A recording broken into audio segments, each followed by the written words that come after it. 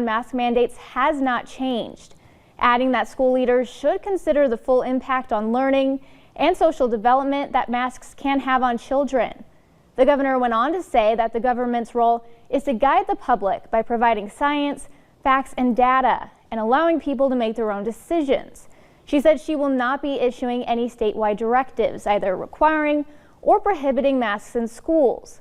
Also adding her expectation that schools remain focused on in-person learning this fall. Governor Noem also called on school administrators to make sure their policies are consistent, sustainable, and prevent disruption to students' learning. Now, I reached out to other school districts to see when they plan to release their back-to-school plan. Tri-Valley, T-Area, Brandon Valley, and Del Rapids tell me that they hope to have a plan finalized within the next couple of weeks. Brian and Andrea. All right, Miranda, thank you. The CDC recommending now that vaccinated people living in high transmission areas wear masks after COVID case numbers have started to tick back up. As we continue our team coverage tonight, Austin Goss tells us what that looks like here in South Dakota from here.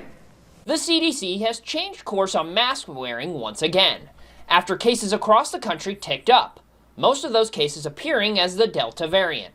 However, Governor Kristi Noem said in a tweet Tuesday that those recommendations would not be coming to South Dakota.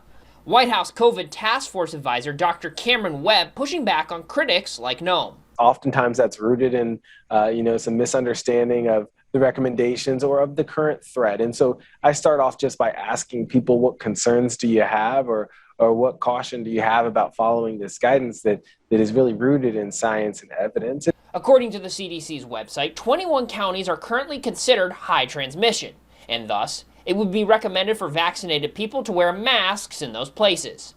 Hughes County is currently considered to have a moderate level of transmission. Evera St. Mary's Chief Medical Officer Dr. Holland is optimistic, but urging continued caution. It feels a lot like the beginning of the pandemic did originally, when COVID was escalating all around us, and yet we're not seeing it locally. So I think we know that it's coming, that the Delta variant is the main circulating variant. And vaccines. The death rate from COVID right now is about 99% in the unvaccinated, or 99% of the people dying are unvaccinated. So again, I would encourage vaccination. It does seem to prevent hospitalization, severe illness, and of course death. Doesn't mean you won't get COVID, but it means that you won't get as sick. It remains to be seen if localities, like cities and counties, will put out their own guidelines in line with what the CDC is suggesting now. In Pierre, Austin Goss, Dakota News Now. The South Dakota Department of Health did not make anyone available for an interview on the new recommendations, but continued to urge South Dakotans to get vaccinated.